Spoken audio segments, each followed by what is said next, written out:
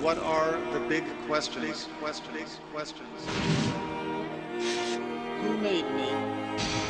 And why am I here?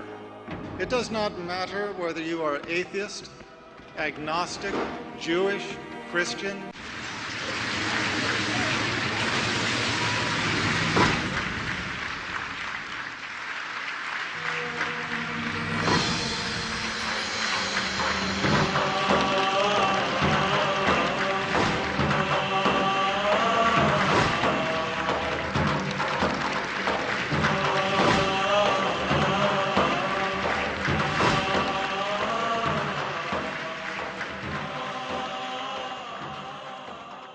Bismillahirrahmanirrahim wa salatu wa salam ala Rasulullah ma'abad.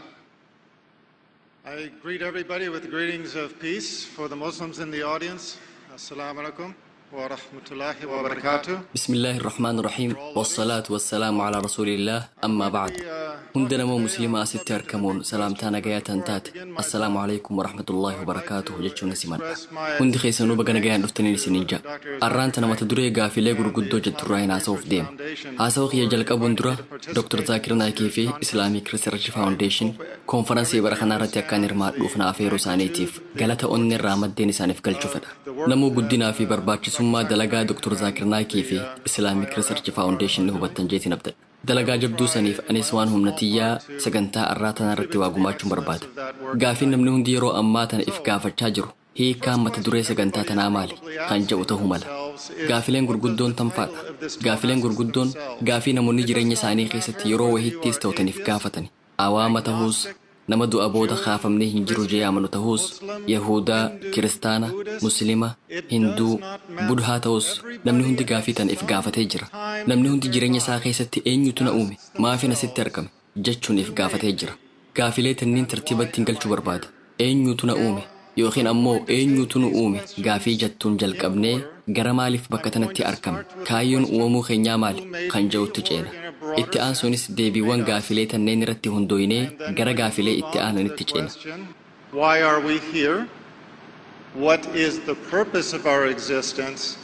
And then I am going to move on to the logical extension, the answer that follows even after those two questions. So let's begin with who made us? Eenyutu nu uume gaafii jettuun haa jalqabnu akkaataa warri awaamaa gaafii tanaaf deebisaa kanan irratti hundaa'uun haa jalqabnume nama awaamaa tokko eenyu si uume jettanii yoo gaafattan wanni na uume hin jiru jee deebisa nuti uumamni dachirra jirru hundi bu'aa dhoohinsa guddaa yookiin biig baangiiti isaatu yuunivarsiitii kanaas argamsiise nuti ammoo bu'aa involuushinii yookiin dhawaatan jijjiiramuuti jijjiirama kanaatu lubbuun akka argamtuu fi lubbu qabeeyyiin garagaraa akka argaman taasise jee deebisa tun deebisaa warra awaamaati haa ta'u malee deebiin tun namaaf ni fudhatamti fudhattanii ana biratti fudhataman qabdu ragaa ammoo akka armaan gadii kanattinis ni fidheessa. To begin with, let's look at the Big Bang.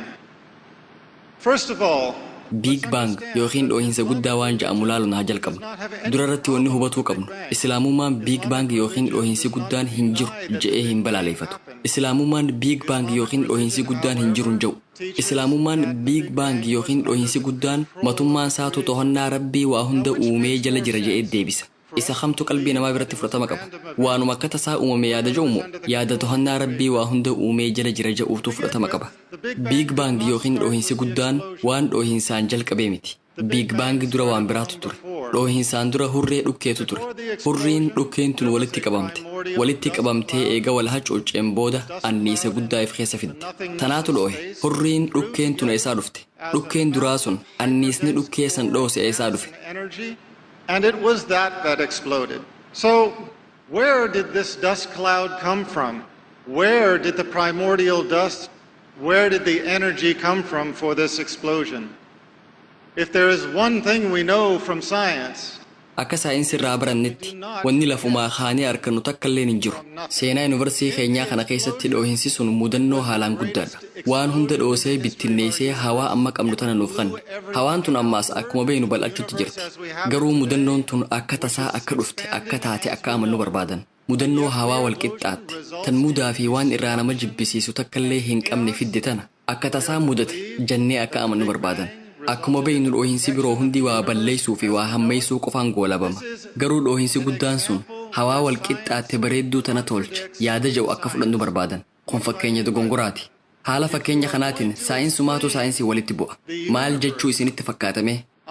Hawaa tana namaaf ibsuu yoo barbaaddan yaada saayinsii walitti bu'u fayyadamuu qabdan. Contradicting the science that explains the existence of the universe. In science, there is a general principle called entropy. Saayinsii keessa qajeelfama bu'uuraa kan waliigalaa kan entirooppii jedhamutu jira. Entiroopiin adeemsa tokko irratti wanni waan san ta'u yoo hin jiraanne adeemsi sun gara jeequmsaatti jijjiirama dhimma jiru hubachiisa.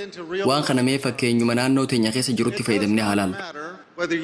Manni ijoolleen teessan keessa bultu. Alawaanni yookiin kushiinaan meeshaa keessatti dhiitan. Akkasuma bakkee waa itti hojjettan yookiin warshaan guddaan keemikaala oomishuus xiyyeeffannaa barbaada. Wantoonni kunniin seeraan to'atamuu baannaan jeequmsaatu dhufa.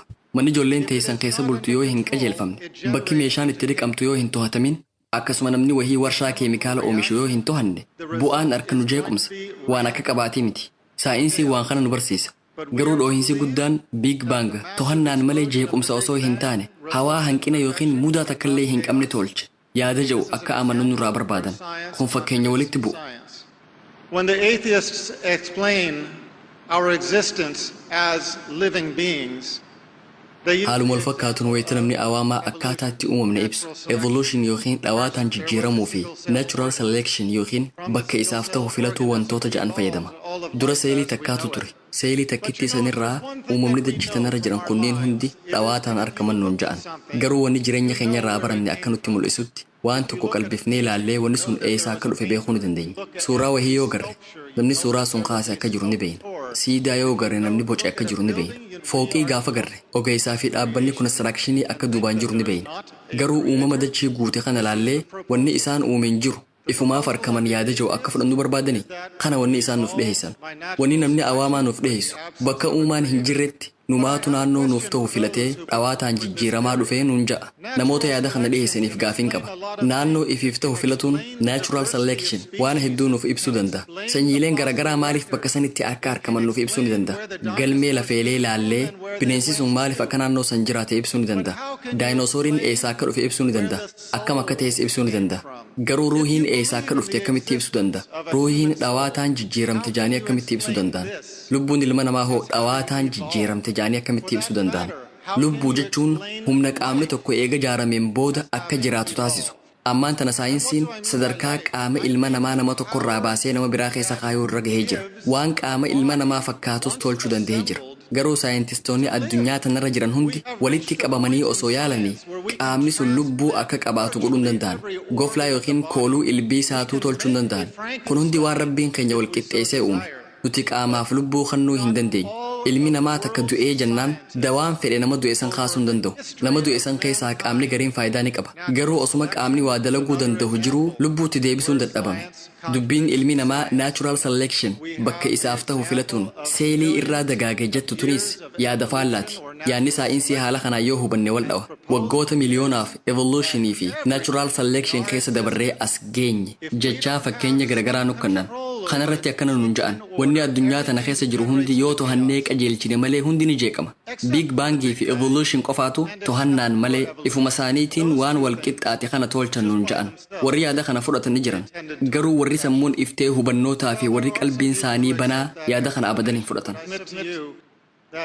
It is not of those who are enlightened, it is not of those who have open minds or open hearts who accept that explanation. The Arabs have a story.